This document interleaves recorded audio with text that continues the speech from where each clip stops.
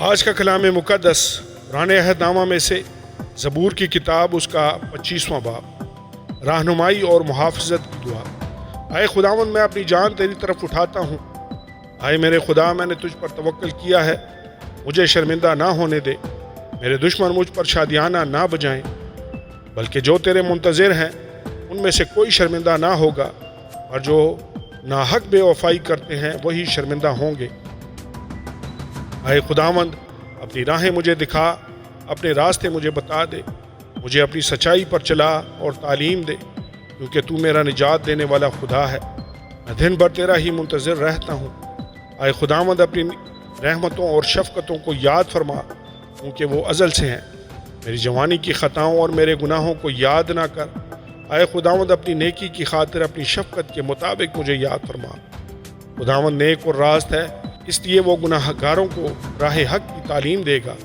وہ حلیموں کو انصاف کی ہدایت کرے گا، ہاں وہ حلیموں کو اپنی راہ بتائے گا۔ جو خداوند کے عہد اور اس کی شہادتوں کو مانتے ہیں، ان کے لیے اس کی سب راہیں شفقت اور سچائی ہیں۔ اے خداوند، اپنے نام کی خاطر میری بدکاری معاف کر دے، کیونکہ وہ بڑی ہے۔ وہ کون ہے جو خداوند سے ڈرتا ہے؟ خداوند اس کو اسی راہ کی تعلیم دے گا جو اسے پسند ہے۔ اس کی جان راحت میں رہے گی اور اس کی نسل زمین کی وارث ہوگی۔ خداوند کے راز کو وہی جانتے ہیں جو اس سے ڈرتے ہیں، اور وہ اپنا عہد ان کو بتائے گا۔ میری آنکھیں ہمیشہ خداوند کی طرف لگی رہتی ہیں، کیونکہ وہی میرا پاؤں دام سے چھڑائے گا۔ میری طرف متوجہ ہو اور مجھ پر رحم کر، کیونکہ میں بے کس اور مصیبت زدہ ہوں۔ میرے دل کے دکھ بڑھ گئے، تو مجھے میری تکلیفوں سے رہائی دے۔ تو میری مصیبت اور جان فشانی کو دیکھ اور میرے سب گناہ معاف فرما۔ میرے دشمنوں کو دیکھ، کیونکہ وہ بہت ہیں اور ان کو مجھ سے سخت عداوت ہے۔